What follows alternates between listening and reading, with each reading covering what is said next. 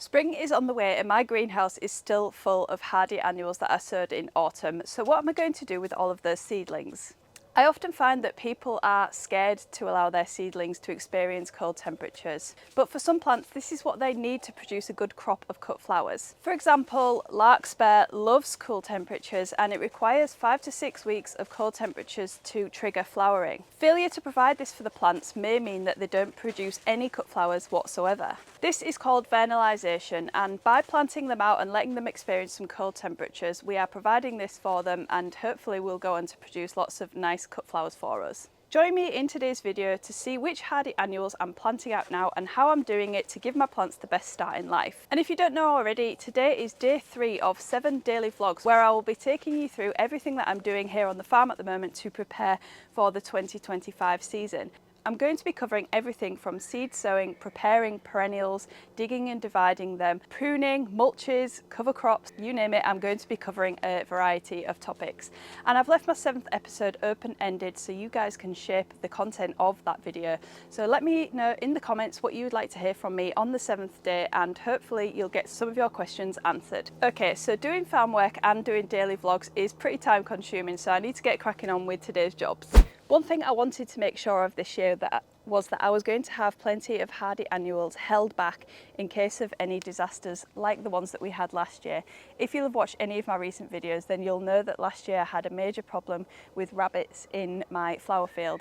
I planted everything out in autumn, including biennials and my ranunculus, and the rabbits ate them all, which left me with no spring and early summer flowers. So what I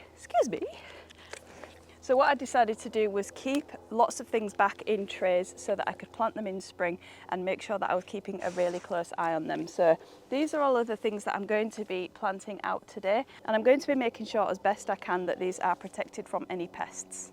First of all, there's a few things that I want to plant out in the polytunnel. I am quite limited for space in here because there are a lot of ranunculus in here that are taking up lots of room, but with the space that I do have, I want to plant out these hardy annuals and some biennials that I know will do better in here. So I'm going to plant out as many as I can in here, and then the surplus will have to go outside. And what I've got here is a tray of some compost extract, as well as some humic acid, some liquid seaweed and some willow water. And this is a soil drench which is being taken up by these seedlings at the moment. They've been in here for about an hour now and I can see that the soil is nice and moist. So I'm going to plant these out, and that will give them a boost of beneficial biology, some biostimulants which will help them to grow a little bit faster and stronger and more healthy, and they can take those out into the soil with them and hopefully be nice and healthy out in the soil. So this morning I've just been clearing out some of the weeds and things that are in here. I've still got one more task to do in here, which is to dig out a elder bush that has grown in here over the years, and I'm really struggling to get it out, so I'm hoping that I'll get some help with that this morning. But I'm going to start by just cramming as much of these bunny tails, Canterbury bells and Orleia into the polytunnel as I can.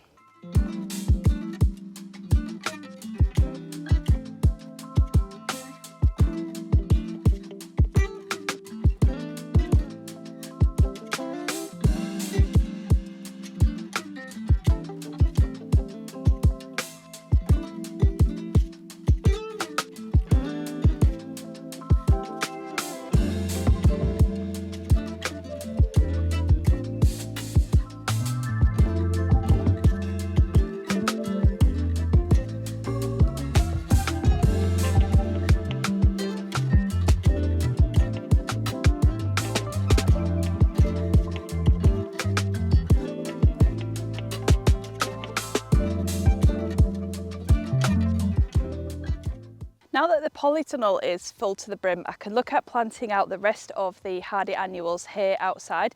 And I'm here in the annual flower field now, which has a couple of beds already filled up, but the majority of this field is mulched with straw, or it's kind of like a dirty horse bedding. It's got mixture of straw and horse muck in it. And I did this a few weeks ago just to help with moisture retention, to stop erosion and to suppress weed seed germination. So it's looking really nice and tidy in here, but I'm ready to start planting out some of these hardy annuals, and I'm starting off with the larkspur.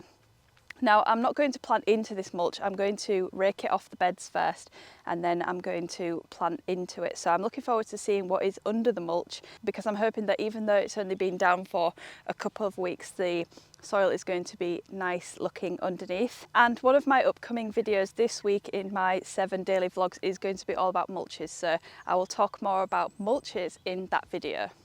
And when it comes to plant spacing, I kind of have a mental list of all of the plants that I grow here on the farm and what spacing they require. But generally speaking, I am planting things like Dorcas, Ami, Cosmos, those kind of plants that are a lot more bushy and branching and become large plants. I plant those at 12-inch spacing, and I plant smaller things like corncockle, cornflowers, nigella, helichrysum at 9-inch spacing. And I use a hori-hori knife for planting. You'll have seen me using this a lot before.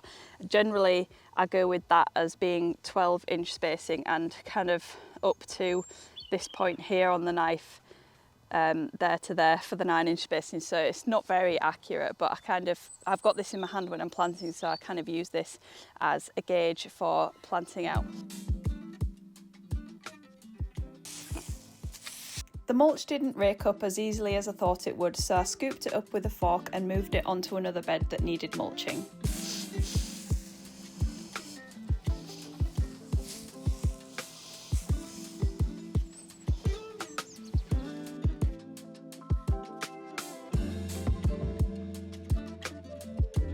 The soil underneath the mulch was looking really nice, so I set up my string line, I grabbed my tray of larkspur and I started planting, removing weeds as I go.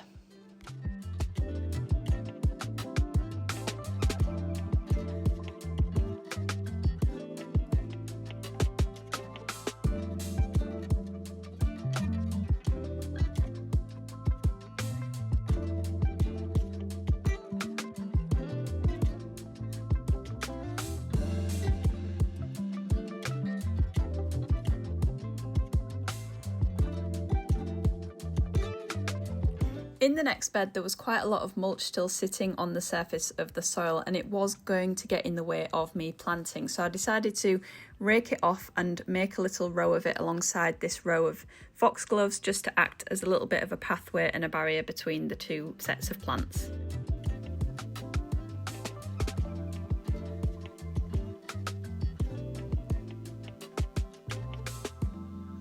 In this bed I planted a mixture of Dorcas, poppies and nigella. It had been a great day getting everything planted out into the field. It really felt like spring. The weather was warm and the birds were tweeting. However, what I wasn't to know was that a disaster was round the corner.